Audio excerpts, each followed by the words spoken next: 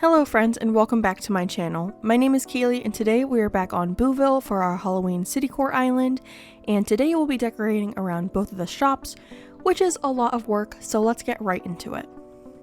Before we get into the actual build, let's take a quick peek at the map. Today we'll be decorating in this little bottom corner. This does end up being a little oddly shaped, but you'll see that in a little bit. But the plan for today's build is to have two roads leading from the neighborhood in a diagonal path, which will lead over to the Able Sisters shop, and then there will be a road going up and then horizontally that attaches to the entrance build, and then we'll have Nook's Cranny up in this little section. So the first thing we do is to put on our hard hat for safety so we can start placing some of our road codes, and this will actually be a decent amount of this build. And we are using some more diagonal paths in this area, so I'm just going to start by outlining the general area of this section so I can get in a general idea of where I want our diagonal pieces to go. And I've gotten a few questions about if I plan these areas out or how I go about layout for this island, since it's very structured compared to my other islands. And to be honest, I don't have a great answer for this question. A lot of it is just trial and error. I'll have an idea of how I want to build and how I want the layout to go, so I just start by laying down some of the road codes, and if it doesn't work out, I just erase them by kicking them up, and I go back in with a different layout to try that one out and see if that one works. And I feel like it's what I've done a lot with this island. It's just building something and then tearing it down if it doesn't work out how I wanted it to, or if I can't get the roads to line up in a particular way. Like in my planning video, one of the build ideas I had was for a highway bridge, and that's something I've really wanted to incorporate on a Citycore island, so I really wanted to go on this island.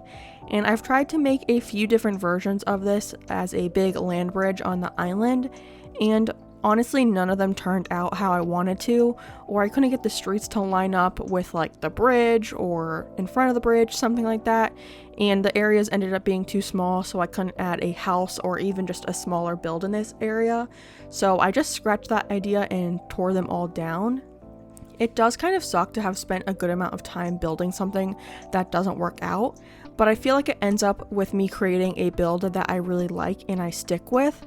Sometimes I do get a little frustrated and have to take a break from this island, and recently I've been doing a lot of fishing and bug catching on my other island, Clover, since a goal of that island is to finish the museum, since I've never done that before, and it's nice to have this break that I can go back and just chill kind of playing, since I mostly play this game for the decorating aspect. It's like a breath of fresh air to go in and just catch some bugs and fish, and I've been not feeling so well the last couple of days with a cold, so you might notice my voice sounds a little bit different than usual. So it has been nice to just lay on my couch and try to find new bugs and fish while I watch TV and just relax. And I do feel like a good portion of the people still playing Animal Crossing have gone through periods of burnout with the game. I know I definitely have. Even relatively recently I took a 2-month break from the game.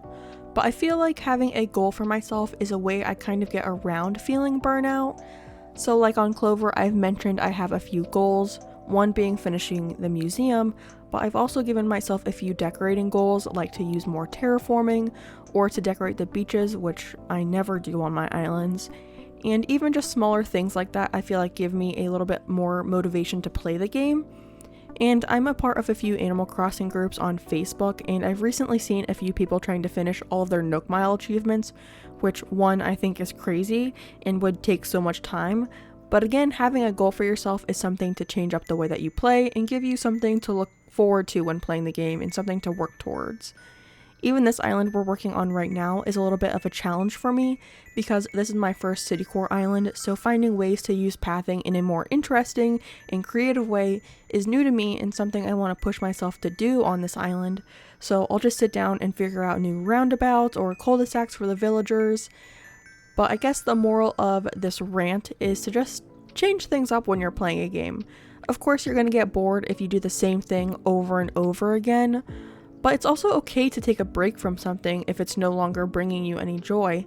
And I actually advocate for taking a break from this game because I did, and then I came back with even more inspiration for building and playing, and now I have that spark again for this game and I'm still loving it. And I can always tell when I'm in an Animal Crossing mood because I feel like all of the content I consume is Animal Crossing related. I watch a lot of Animal Crossing content on YouTube, whether it's videos or streams, and even on TikTok I've been getting a lot of Animal Crossing content there as well. There's just something about my brain that likes to hyperfixate on something that I'm interested in, and it's all my brain will think about. I also think it's fun to watch other people decorate in this game because everyone has such a different decorating style, so it's nice to get inspiration in a variety of ways. Like recently I've been watching a lot of Melissaverse and Dahlia Crossing, who are both amazing content creators here on YouTube, so you should definitely check them out if you haven't already. I don't know how you haven't because they're both amazing. But they both have a very different decorating style between them and myself, but I still use their content to inspire my builds, even if it's just like how one of them uses a particular item. That can create a whole island theme in my brain, just seeing that one item used. I've also been super inspired for my winter island, which is crazy being that it's only September and I'm already thinking of winter ideas. But I saw on Discord someone post a picture of a group of codes, and immediately it was like a switch in my brain turned on and I thought of a theme, and then I went into like the spiral on Pinterest to find a bunch of build ideas surrounding that theme idea. And now I just want to start an island to use this theme, but I think it's a little bit too early for a winter island, and I'm also working on 2 islands at the moment, so I don't want to like overload myself with too many islands. So I think I'm going to stick to 2 islands. I might make a 3rd one because I also have another fall idea, but I'm like, is that too many fall islands? But let me know, how many do you think is too many to work on at one time? Because I know some people have like 4 islands, which is crazy because that's so much work and I feel like hard to differentiate between them. Especially, I mean, it would be nice if they're different themes because again, you could take a break to use the one as inspiration, and then if you lack inspiration for the one, you could jump to another one. But I think 2 is my sweet spot, but I might try out 3 because I really have another idea for a fall island that I've been wanting to try.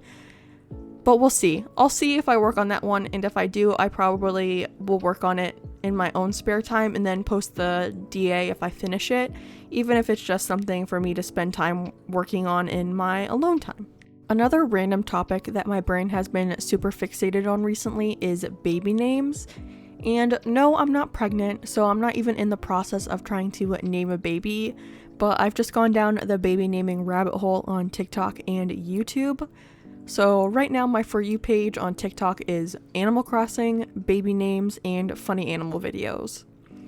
But I think it's funny when I'm listening to people talk about baby names that are on the rise in popularity or hearing the ones that they like, and I'm hearing names like Flora, Freya, Nox, Mabel, and Teddy, because I could never name my kid one of those because it immediately makes me think of Animal Crossing villagers.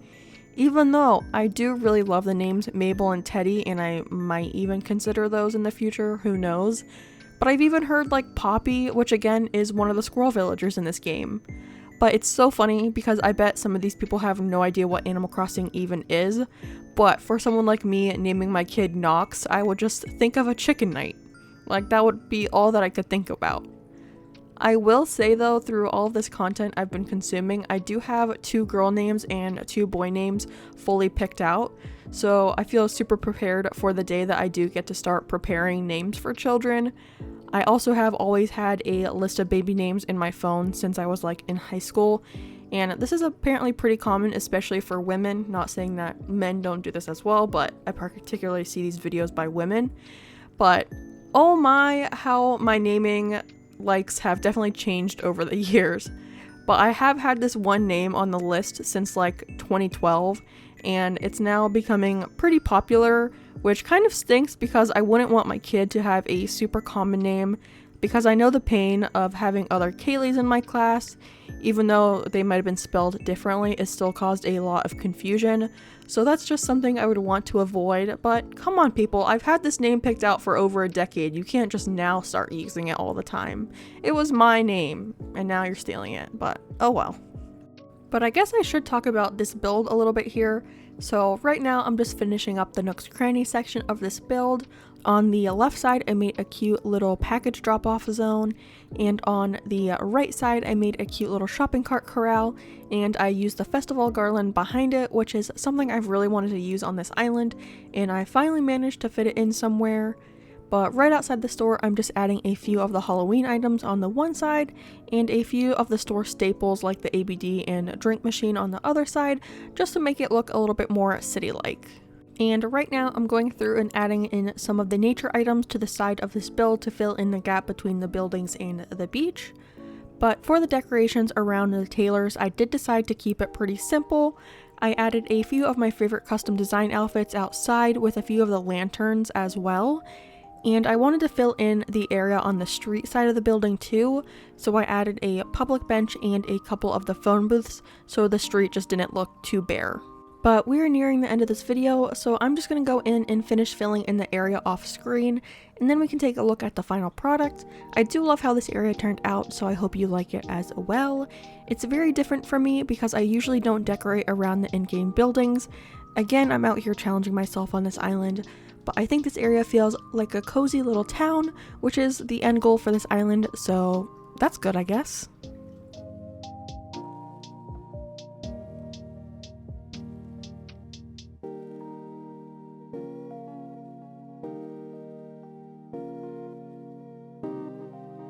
But that is the end of the video. Thanks so much for watching. Before you leave, make sure to give the video a like, comment, and to subscribe to the channel. If you watch to the very end of the video, let me know how you usually decorate around your Nook's Cranny and Able sisters. But that's the end of the video, and thanks so much for watching. Bye, friends!